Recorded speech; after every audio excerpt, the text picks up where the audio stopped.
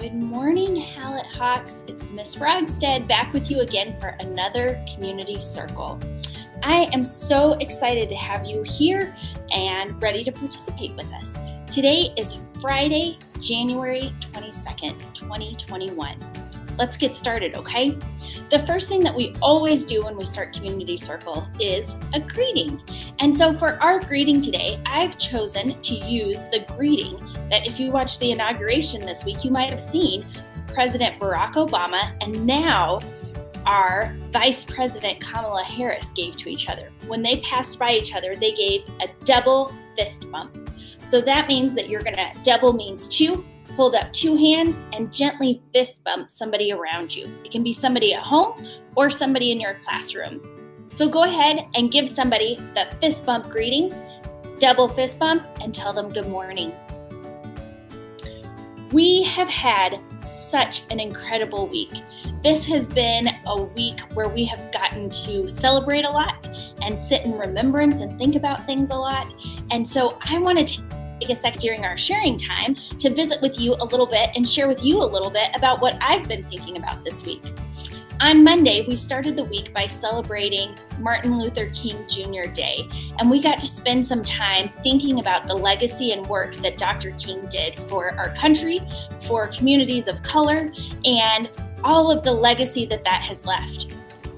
Our artists in the building created incredible posters to share words that Dr. King said or wrote, and we got to see those. They're on display in our middle stairwell if you haven't gotten to see those yet. And so we started our week thinking a little bit about where our country has been. On Wednesday, we had our inauguration ceremony for our new president, and we get to spend some time thinking about where our country is going. Our new president, Joe Biden, was sworn in, as well as our first ever female vice president, first Black woman, and first woman of Asian descent to be, South Asian descent to be in that position. And so we got to spend some time thinking about where our country is headed, and I'm so excited to think about that. In addition to that, we also got to see the incredible work of Amanda Gorman, 22 years old, who got to read a poem at the inauguration that was incredible. And in her poem, she shared the words, "There's always light there's always light if we're brave enough to see it. There's always light if we're brave enough to be it." We got to see musical performances, we got to hear incredible speeches from people, and I was left thinking about you all and what your future is going to look like and what roles you might play in the future of our country. There are incredible leaders here at Hallett, and so I was thinking about who might grow up to be a leader and who in our building is an incredible speaker and might grow up to give speeches, or an incredible writer and might grow up to write speeches that change how people think about things and see the world. Also, our building is full of incredible artists. Which of you artists might grow up to be a poet or a singer, produce beautiful artwork that we all get to see? And so today, I want to spend just a second for our sharing time thinking about all of the incredible things that you are capable of doing in your future. And so I want you to have a chance to share with your classmates or in Seesaw about something that you're excited about for the future. It could be maybe an idea for a job you have when you grow up. It could be something that you hope happens in the future. I'm feeling really hopeful and excited, and I'd love to hear what you are hopeful and excited about for the future. So take a second and share with your classmates or share with me in Seesaw. I'd love to hear what you're thinking about. In addition, for our activity time today, I need your help. We've been talking this month about accountability and how important it is to set goals for ourselves and hold ourselves accountable to reach those goals and to do that. But one of the things that I know for myself that is true about accountability is sometimes when I set a goal for myself, I need a community around me to help hold me accountable. And so sometimes when I set goals, it's really helpful for me to share that goal with a friend or a family member that can help me make that happen. And so I need somebody to help me out. We call those people accountability partners.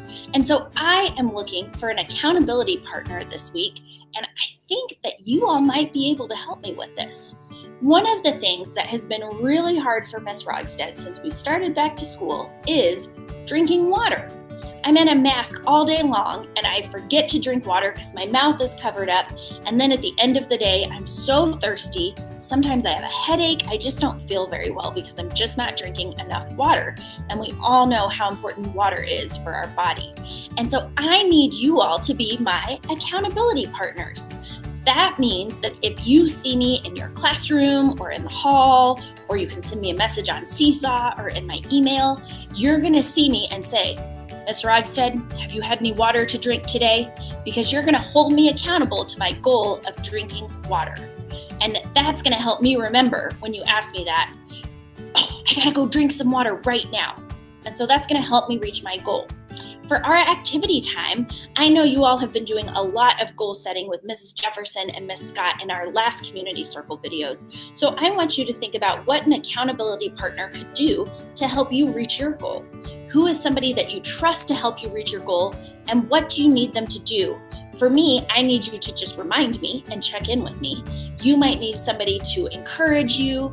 You might need somebody to help you set your goal, whatever that looks like. And so I want you to think about who can help keep you accountable to reaching the goals that you have set, and what do you need them to do to help you. Our last thing that we're gonna do is the same thing we always do, which is our morning message. So please read with me.